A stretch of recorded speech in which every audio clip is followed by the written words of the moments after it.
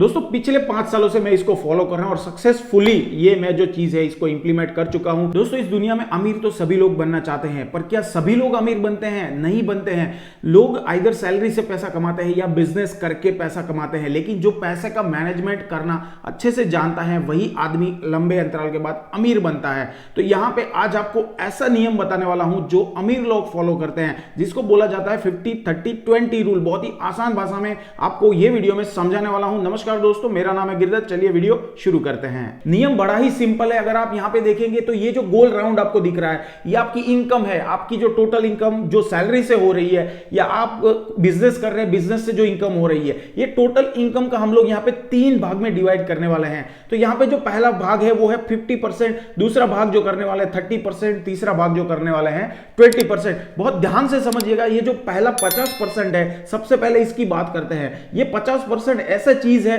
जो आपको daily routine में चाहिए, जो आपकी नीड है, जो आपके इसेंशियल्स है, यानी कि आपको जीने के लिए जो भी चीज आपको चाहिए वो आपका ये 50% में आती है। तो आपकी जो सैलरी का 50% भाग है, यानी कि आधा भाग है, वो आपका ये जो नीड और इसेंशियल सर्विसेज होती है इसके अंदर आपको देना चाहिए। एग्जाम्पल के जरिए समझते हैं। मान लीजिए कि आपकी सैलरी 50,000 रुपए है, या मान लेते हैं 20,000 रुपए है। तो 20,000 में 50% यानी कि 10,000 रुपए आपको अपनी इसेंशियल सर्विसेज यानी कि जीने के लिए, घर का खर्चा उठाने के लिए आपको वो पैसे जो है उसको खर्च करने। उसमें क्या क्या चीज आएगी? सबसे पहले चीज आएगी राशन पानी। आपको खाने की जो भी चीज है डेली, वो सारी चीज उसके अंदर आएगी। आपका मोबाइल का बिल आएगा, आपका इंटरनेट का बिल आएगा, आपका बिजली का बिल आएगा, आपका दूध का बिल आएगा। सारे बिल्स इसके अंदर कवर होते हैं। इसके साथ में अगर आप देखेंगे इंश्योरेंस है, हेल्थ कवर है, मेडिकल फैसिलिटीज है, आपको मेडिकल सर्विसेज है, वो सारी चीज इसके अंदर आएगी जो जीने के लिए आपको चाहिए। तो आपका महीने का जो 50% सैलरी का खर्चा है, आपको वो इसेंशियल्स में डालना है और इसेंशियल से उसको आपको खर्चा करना है। अब यहां पे जो दूसरा खर्चा है उसको बोलते हैं वांट्स, यानी कि आपको जो चीज जीने के लिए नहीं चाहिए, मौज शौक के लिए चाहिए, है ना। ये चीज अगर आपके लाइफ में नहीं भी होगी, ये जो वांट वाली चीज है, ये चीज आपके लाइफ में नहीं भी होगी तब भी आप जी सकते हैं। लेकिन ये जो चीज है, ये चीज अगर आपकी लाइफ में नहीं होगी तो आप अच्छे से जी नहीं पाएंगे।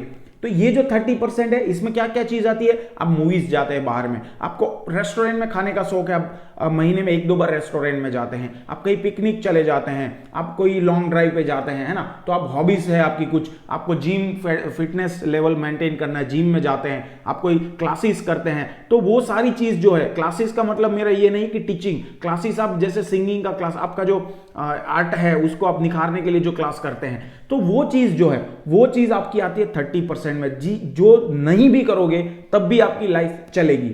और यहां पे बाकी बची 20%। तो ये 20% में क्या आएगा? ये 20% ऐसे पैसे हैं जिसको आपको अपने फ्यूचर के लिए इन्वेस्ट करना है। तो मतलब अगर 20,000 आपकी सैलरी है तो उसमें से 10,000 रुपए आपके इसेंशियल्स, आपका महीने का खर्चा होना चाहिए। 6,000 रुपए जो है वो आपका वांट, यानी कि आप बाहर खाने जाते हैं, पेट्रोल का बिल या जो भी है, XYZ, जो भी आपको मौज शौक के लिए करना है, वो सारी चीज ये 30% यानी कि 6,000 रुपए में होनी चाहिए। और बाकी बचे जो 4,000 है, वो 4,000 को आपको सेव करना है, आपको इन्वेस्ट करना है, करना ही करना है। ये चीज अगर आप फॉलो करेंगे तो आप लंबे टाइम पे अपना जो इन्वेस्टमेंट है उसका पोर्टफोलियो बढ़ाते रहेंगे। और आपको मैं गारंटी के साथ बोलता हूं, आप अमीर जरूर बनेंगे अगर इस चीज को फॉलो करेंगे। अब यहां पे आपको एक ट्रिक बनाता हूं, एक चीज बताता हूं जिससे ये आप फॉलो कर सके। देखिए दोस्तों, देखने में बहुत ईजी लगता है, लेकिन जब इसको फॉलो करने का टाइम आता है ना, तब आपको थोड़ा सा मुश्किल होता है। तो यहां पे आपको सबसे पहले ध्यान रखिए, जो सेविंग वाला ब्लॉक है ना, इसको छेड़ना नहीं है। ये जो चीज है इसको छेड़ना नहीं है आपको। ये चीज जो है इसको भी छेड़ना नहीं है। अगर आप अपने इसेंशियल्स, मतलब कि आप घर का खर्चा जो है उसको आप लिमिट कर दोगे और आप सेविंग बढ़ाओगे, नहीं मेरे को तो आज इन्वेस्ट ज्यादा करना है, 20,000 सैलरी यही है, मैं 10,000 इन्वेस्ट कर दूंगा, बाकी जो 10,000 बचेंगे उससे घर चलाऊंगा। दोस्तों ऐसा स्ट्रेच नहीं करना है। अपना जो बजट है, घर का बजट है, उसको आपको स्ट्रेच नहीं करना चाहिए। उसमें 50% है आपको। आप देखिए, इसको आइडेंटिफाई कैसे कर सकते हैं? आप अपना पिछला 6 महीने का रिकॉर्ड देखिए। आप 6 महीने का रिकॉर्ड देख के आप अंदाजा लगाइए कि आपको एवरी मंथ में घर को चलाने के लिए कितना रुपया चाहिए। तो जैसे ही सैलरी आती है उतना रुपया साइड करके आप अपनी मिसेस को दे दीजिए, या अगर आप खुद मैनेज करते हैं तो आप खुद उसको मैनेज करिए। अब बाकी जो पैसा बचा उसमें से आप सेविंग वाला अकाउंट का जो पैसा है उसको आप बाहर निकाल लीजिए, 4,000 रुपए आप उसको सीधा इन्वेस्ट कर दीजिए, आंख बंद करके, कुछ भी चीज नहीं देखनी। अब बाकी जो पैसा बचा, ठीक है, वो पैसे को आपको खर्चा करना है, चाहे आप महोत्सव करना है, होटल्स जाना है, जो भी करना है उस पर करना है। अभी ऐसा हो सकता है कि आपका 20,000 सैलरी है और आपको 10,000 में नहीं परवड़ेगा, आपको घर का खर्चा चलाने के लिए आपको 12,000 रुपए चाहिए, तो यहां पे आपको 60% कर देना है ना, यहां पे 60% कर देना है, लेकिन ये 20% ऐसा ही रखना है। और कॉम्प्रोमाइज क्या होगा आपका, ये अमाउंट बजट आपको 30% को 20%, मतलब आपको 20% ही खर्चा करना है, और आप ये कर भी सकते हैं।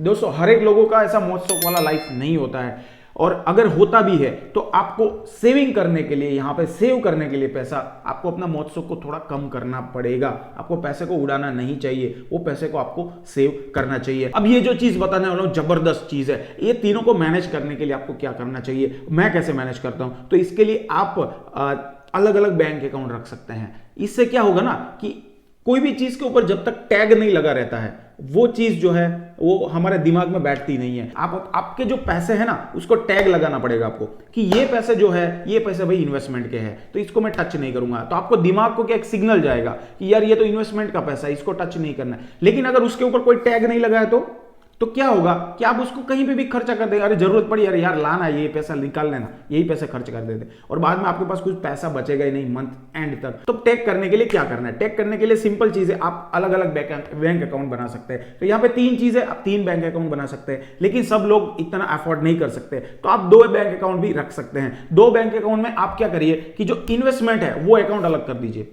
सिंपली इन्वेस्टमेंट का पूरा अकाउंट अलग कर दीजिए, और आपका जो इसेंशियल्स है और आपका जो वांट्स है, यानी कि ये 2 चीज जो है 50% 30%, इसके लिए एक अकाउंट रखिए। आपकी सैलरी भी उसी में आएगी, और आप उसमें जैसे ही आपकी सैलरी पड़ती है आपको सीधा सेविंग अकाउंट में, आपका जो इन्वेस्टमेंट अकाउंट है उसके अंदर आपको 20% पैसा साइड कर देना है। अब यहां पे ये जो 50-30-20 है, इसमें फ्लेक्सिबिलिटी है, और वो आपको डिसाइड करनी है कि किस हिसाब से मैं फ्लेक्सिबिलिटी रखूं।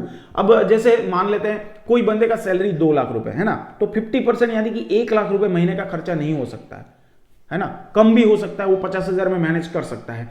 तो उस टाइम पे आप बाकी का जो पैसा है वो अपने इन्वेस्टमेंट को बढ़ा सकते हैं। आप यहाँ पे 20% को 30 भी कर सकते हैं, 40 भी कर सकते हैं। और कुछ लोगों का ऐसा है कि भाई सैलरी कम है मेरी, तो मेरा जो 20,000 रुपए सैलरी है तो 10,000 में मेरे को नहीं पड़ेगा, मैं मेरा घर का खर्चा नहीं चला पाऊंगा। तो उस केस में आपको क्या करना है, जो वांट वाला पार्ट है ना उसको कम करके आपको अपना नीड्स जो है, आपका जो महीने का खर्चा उसको बढ़ा देना है। 12,000 14,000 कर सकते हैं, और यहां पे आपको कम कर देना है। और ये सेविंग जो पार्ट है उसको टच नहीं करना। ये सेविंग वाले को आपको इधर बढ़ा सकते हो, ये उतना ही रखो, कम मत करो, है ना। दोस्तों पिछले 5 सालों से मैं इसको फॉलो कर रहा हूं, और सक्सेसफुली ये मैं जो चीज है इसको इंप्लीमेंट कर चुका हूं।